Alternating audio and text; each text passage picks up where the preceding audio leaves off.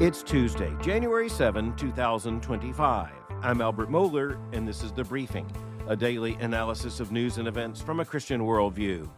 Prime Minister Justin Trudeau of Canada announced yesterday that he would be stepping down as the leader of his party, the Liberal Party in Canada, and thus he would also be stepping down as the country's head of government, which is to say Prime Minister. He has served in that role since 2015, and as you look at the history of Canada, you recognize this is a very significant transition. Justin Trudeau's resignation statement means that Canada's parliament is now put into a state of suspension. It is formally known as the parliament being prorogued until that date of March the 24th. And on March the 24th, some decision will have to be made.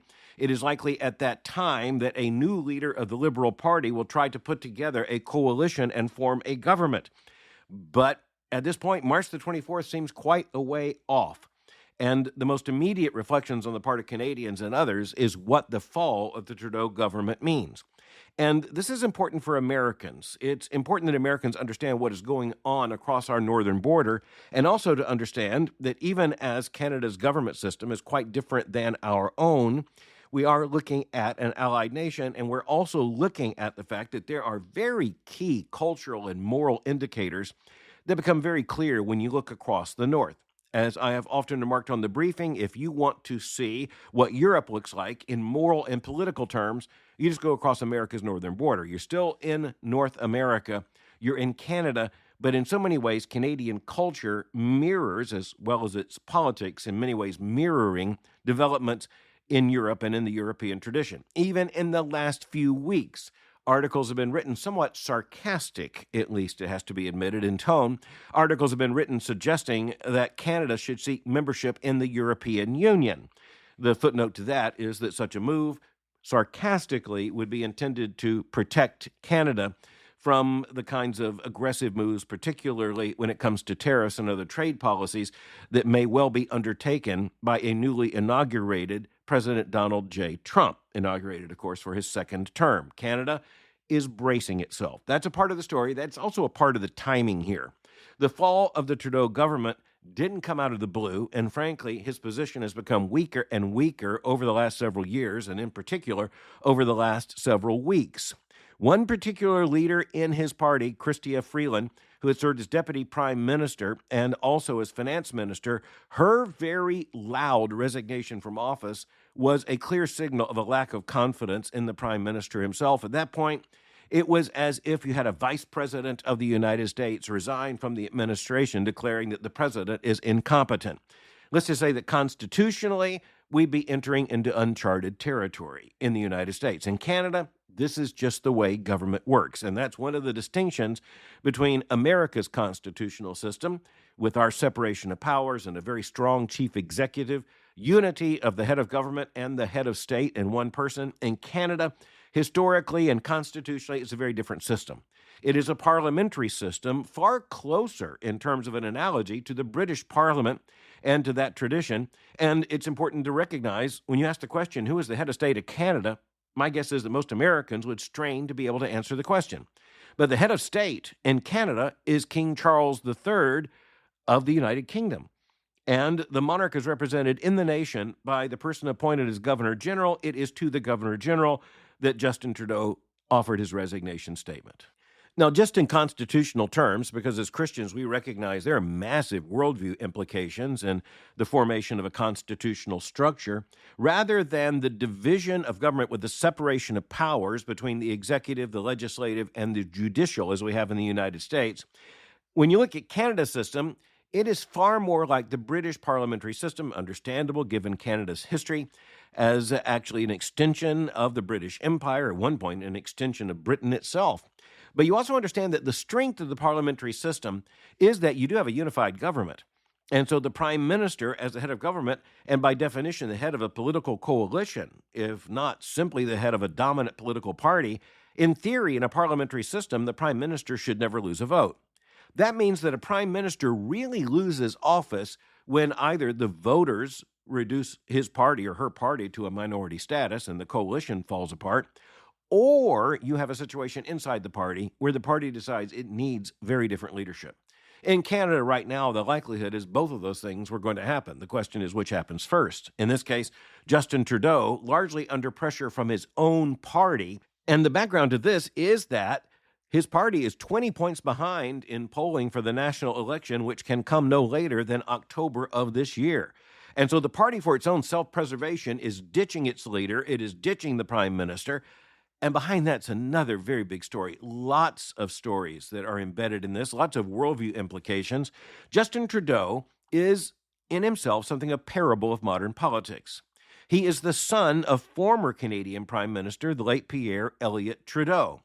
And his father served as the Prime Minister of Canada, the head of the same party, the Liberal Party, between 1968 and 1979. He remained, once his government fell, as the leader of the Liberal Party, and the Liberal Party came back into a majority, and thus he came back as Prime Minister in the years 1980 to 1984. Okay, think about that for a moment. Think about those two periods in the premierships of the father, Pierre Elliott Trudeau, who was himself kind of presented as a Kennedy-esque figure. And John F. Kennedy was elected President of the United States in 1960. Very flamboyant figure, considered a symbol of progressivism, very much a political liberal, center-left in some ways, even more left in other ways, the darling of the elites and the celebrity culture in the United States. That was John F. Kennedy as President of the United States. In Canada, it was Pierre Elliott Trudeau. And there are other issues in Canada, including the fact that the issue of Quebec is always, at least close under the surface. With Trudeau, it was even closer to the surface. He was seen as a unifying figure, at least it was hoped. He was also just seen as a celebrity prime minister, a progressive, a liberal, who was going to step into the scene in the 1960s with the other big wave of liberalism that was sweeping so many Western nations, including, as I said, the United States, at least as was perceived in the new frontier that was presented by President John F. Kennedy. And, of course, he began his term in 1961. This is at the end of that decade when Pierre Elliott Trudeau became Prime Minister of Canada. Very assertive, very much progressive, very liberal, very much a celebrity. He married a woman who became, of course, Margaret Trudeau, his wife, another celebrity. They would break up in a kind of celebrity fashion. Pierre Elliott Trudeau would end his premiership, that second phase, in the years 1980 to 1984. Okay, what's going on then? It is not a liberal resurgence around the world, especially on both sides of the Atlantic in the English-speaking world. It was a conservative ascendancy. It was a failure of liberalism.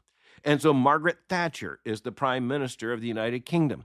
And you have Ronald Reagan as President of the United States. Pierre Elliott Trudeau was out of step, and he was replaced with a succession of prime ministers, and at least one of them, a conservative prime minister, Brian Mulroney, became part of a quartet or a troika of major Western leaders that would have included Margaret Thatcher, Ronald Reagan, put Mulroney among them. And by the way, the former prime minister at that point, Brian Mulroney, was one of the speakers at the state funeral for Ronald Reagan. Years later, there was a very close partnership there. But we are now looking at the fact that there was another liberal resurgence that came, and riding that resurgence was the son of Pierre Elliott Trudeau, that is Justin Trudeau. He has resigned, as I said, from office just yesterday. He is going to be a caretaker prime minister until his replacement is named. Justin Trudeau's only 53. He was seen as a figure of youthfulness when he became the head of his party. And then when he became prime minister in 2015, he was reelected. Basically, his government was reelected in elections in 2019 and in 2021. But that 2021 election was a sign of trouble to come. And when you look at Justin Trudeau, he was a boy. By the way, at one point, in a visit between the Trudeaus and the American president and first lady, that would have been Richard Nixon and Pat Nixon, Richard Nixon picked up Justin Trudeau as a baby and announced he would be a future prime minister of Canada. It's not often remembered that Richard Nixon was a prophet in that sense. Justin Trudeau did become the Prime Minister of Canada. He was seen as a resurgence of the Trudeau dynasty, but he was also seen as a new youthful form of liberalism coming on the scene, progressivism, big government. Here's the thing you need to keep in mind. The Liberal Party in Britain is akin to the Labour Party in the United Kingdom. It's thus somewhat aligned with the Democratic Party in the United States. That's the party of big government, big spending, and big liberalism. When it came to Justin Trudeau, you can understand that people on the left, they were absolutely excited that here you had the telegenic son of Pierre Trudeau. He is coming now as Justin Trudeau, the Prime Minister, and you have the Trudeau dynasty back. Liberalism is back. Celebrity is back. Justin Trudeau was often remarked on concerning his youthful appearance. He was considered another celebrity figure. He was treated as a celebrity. So was his wife, by the way, his wife Sophie. They were married in 2005, but they separated in 2023. They have 3 children. And even when you had the father and the mother, that is Pierre and Margaret Trudeau, separate, it was the father who maintained custody. Something like that has happened in the situation of Justin Trudeau. He has had, at least in large part, the custody of their 3 children after the marital separation. But the big issue in liberalism here is the ideology. Justin Trudeau was a big spend liberal, and you also had Justin Trudeau as very pro-immigration. Now, when you look at the immigration situation in Canada, it is very controversial. It's not controversial in exactly the same way it is in the United States, and that is because Canada has a population of about 40 million people. It's a vast territory. It's the second largest country by land mass when it comes to the entire planet. And thus you have a dense population at certain points, particularly along the border with the United States and on the coast, that is to say, the southern coast. But beyond that, you really have a very sparsely populated country. And Canada has historically often needed immigration. But the point is, Justin Trudeau was welcoming immigration at the very point when that was becoming far more problematic. And predictably, one of the big problems in Canada right now, and one of the issues of political vulnerability for Trudeau and for his Liberal government, is a housing crisis. And here's one of the big lessons for governments in Western nations. When you have a housing crisis, it's not a crisis you can fix fast. And when you have a housing crisis, you often have the middle class that gets squeezed and thus gets angry and thus takes out its anger in terms of electoral politics. Justin Trudeau was going to lead his party to absolute electoral disaster, and thus he simply had to get out of the way. The resignation of his deputy prime minister was just the fuse that was lit, but the bomb was already set in that sense. He was going to have to go. Here's something we need to keep in mind. When you think about Justin Trudeau, you also need to understand that on moral issues, we're talking about someone who basically subverted the entire moral calculus. You're talking about someone who pressed for legalized assisted suicide, or aid in dying, as it was called in Canada. And whereas in some European nations, predictably, you've seen a slippery slope. You say it's simply for persons in the last few days before death, it's diagnosed under medical supervision. The next thing you know, those criteria keep getting expanded and expanded. Once you buy into the ideology of euthanasia or assisted suicide, you're just negotiating with death. And that negotiation leads to a downward spiral. Death wins in that negotiation, and it certainly has in Canada.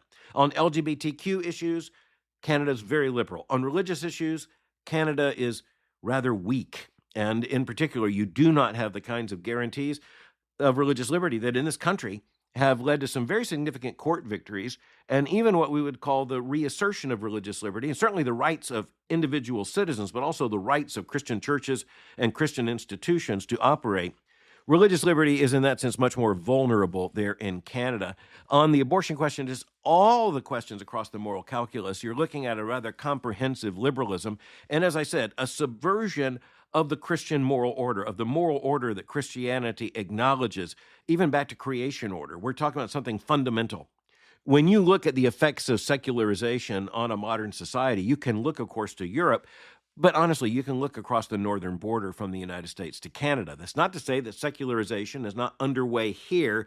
It is to say that it has advanced in a very significant way in Canada, much further than it has here in the United States.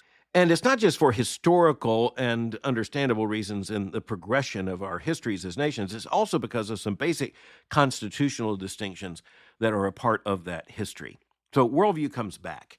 How you look at the organization of government, how you look at the definition of what it means to be a citizen, how you look at the definition of the limits and the responsibilities of government, as you look at issues as fundamental as life and the protection of life, you understand that the unraveling of a civilization here in a secular age is becoming more apparent in these countries. Now, where will Canada go from here?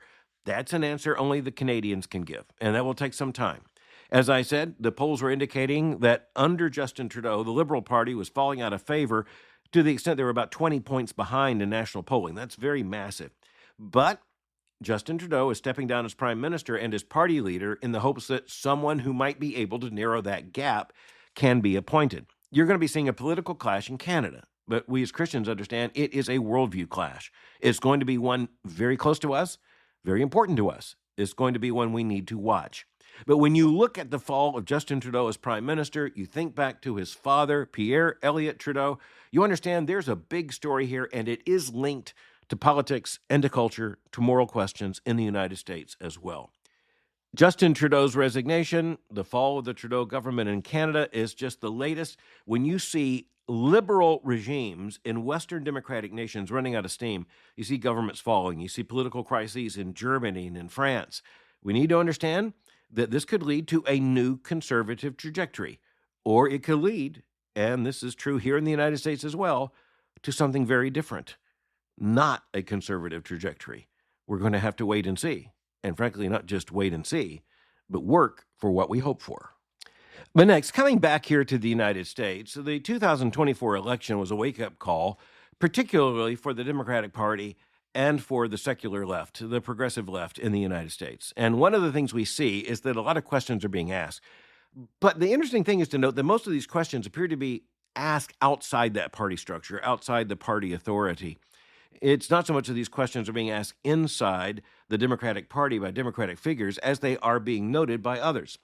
And it's not just a partisan issue. In many ways, it is a failure of the left, of liberal governments and liberal parties, liberal candidates, to deliver on their promises. Fareed Zakaria, columnist for the Washington Post, well-known figure in foreign policy, he has offered an article just in recent days entitled, "Why is the Left Flailing? Look at New York versus Florida." Now, Zakaria, who is a former managing editor of Foreign Affairs, he is a graduate of Yale. He received his PhD from Harvard. He was born in 1964 in India. He has become a rather influential figure in the United States, and he's a part of the foreign policy establishment, at least in terms of commentary. And he is writing this article about the domestic scene in the United States. The context is the larger crisis of liberalism in the West. But he writes here, why is the left flailing? Now, flailing is an interesting word because that means like being in the water drowning with your arms just flailing. You're not making any progress. You're just offering a lot of energy and desperation. But then the comparison he offers is the comparison between the state of New York and then the state of Florida. And as I'm speaking to you from Florida, I can tell you this is a very relevant issue.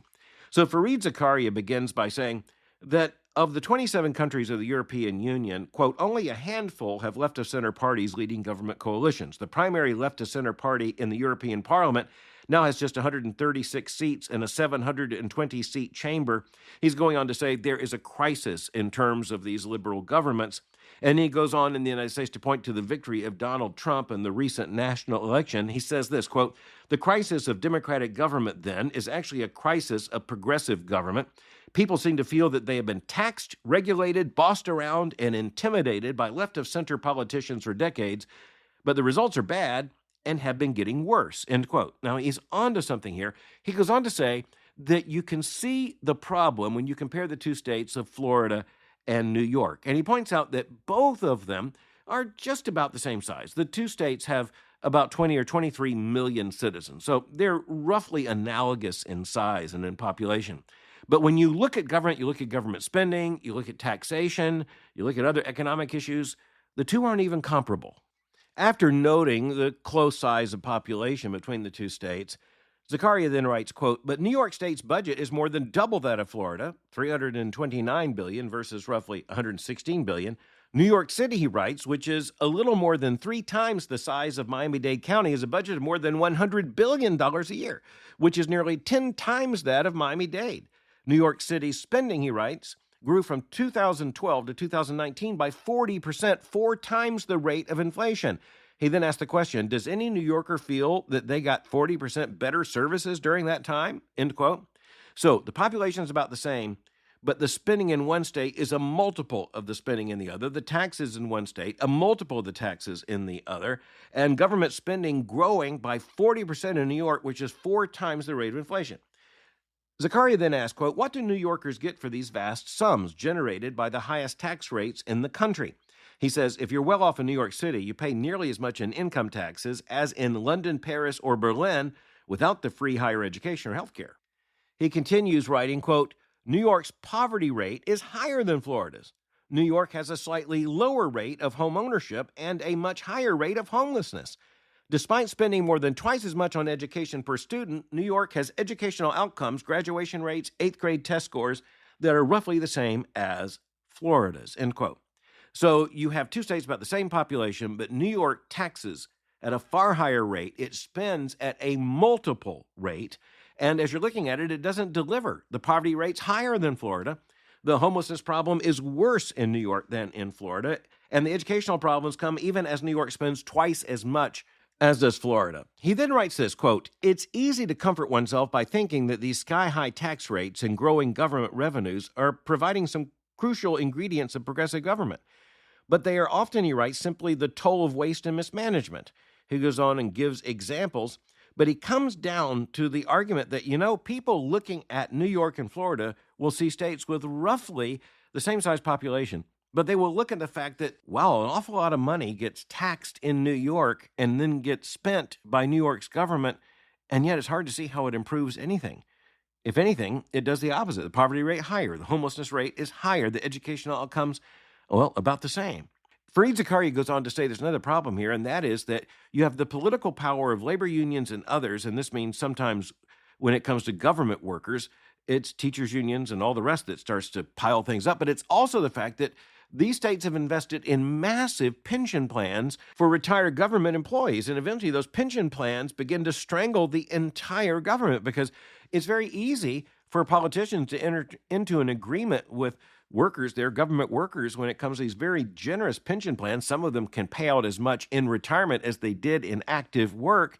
And of course, it's just a matter of exploding the bills for citizens and especially for future generations. And that comes with a cost. And some of those costs are showing up in a state like New York right now. But I think Fareed Zakaria makes a really interesting argument in this article because he says, if all of this tax money that was confiscated from taxpayers and if all this government spending amounted to something that the government could say, look, here's the good investment of your money, maybe the people wouldn't be so upset about it. But the failure of liberal government, and that means leftist, progressivist government in this context, the failure of liberal government here is the failure to deliver on the promises while continuing to draw huge monies in taxes, confiscate those taxes, and then spend it in government spending that, quite honestly, any sane person would have to say is out of control.